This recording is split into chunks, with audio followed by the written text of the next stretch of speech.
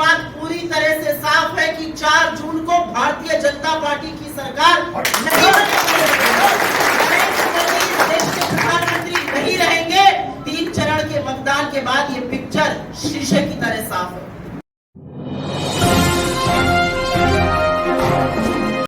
आप जुड़े हैं अपना आंदोलन यूट्यूब चैनल से और उत्तर प्रदेश के अंदर की खबर देख रहे हैं। ये उत्तर प्रदेश है जो तय करेगा इस देश का भावी प्रधानमंत्री कौन होगा।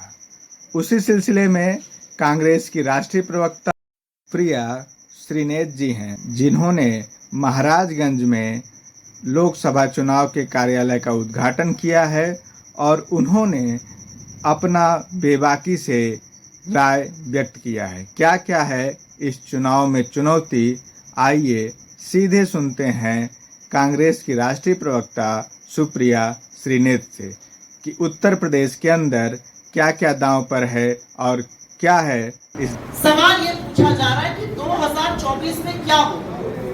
और आप सब जानते हैं कि 2024 का चुनाव हिंदुस्तान की राजनीति में 76 साल के आजाद भारत में सबसे निर्णायक चुनाव होने जा रहा है और आप उसका निर्णय करेंगे। इसलिए अपनी जिम्मेदारी को समझिए। आप निर्णय वोट डालकर भी करेंगे, आप निर्णय वोट डलवा कर भी करेंगे, आप चुनाव का मंथन करके भी करेंगे, आप चुनाव का प्रतिनिधित्व करके भी करेंगे। तो अपनी जिम्मेदारी समझ लीजिए, क्योंकि ये चुनाव कोई आम चुनाव नहीं है।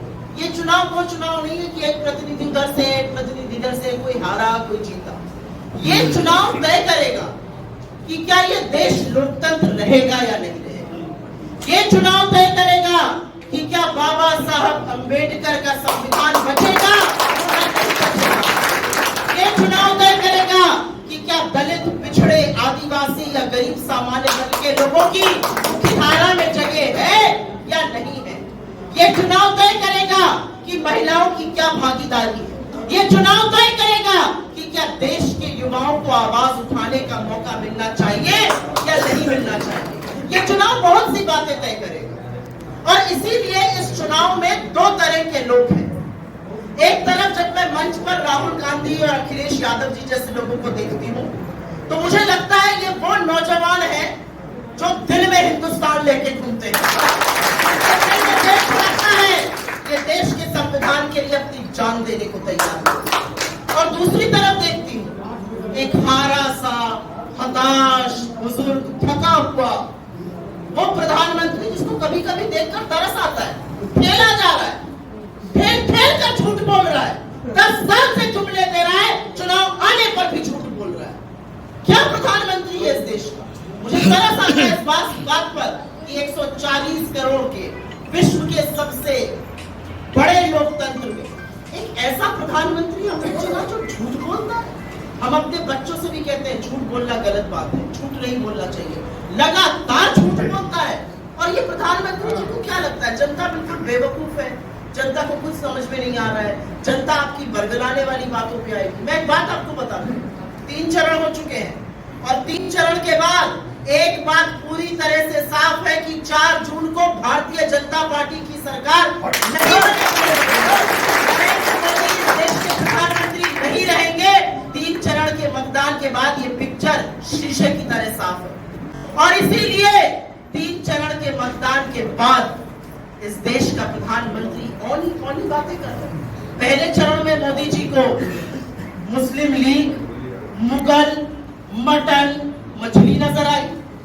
दूसरे चरण में मोदी जी बिहार के मंगलसूत्र पे पहुंच गए, आपकी भैंस आपकी गाय की बात करने लगे।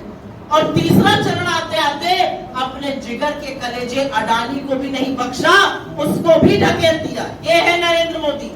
जब हार सामने आई तो अपने सबसे प्रिय, अपने सबसे जिगर के टुकड़े जिसके लिए 10 साल सरकार चलाई, उसको भी आग में झोंकने का काम किया।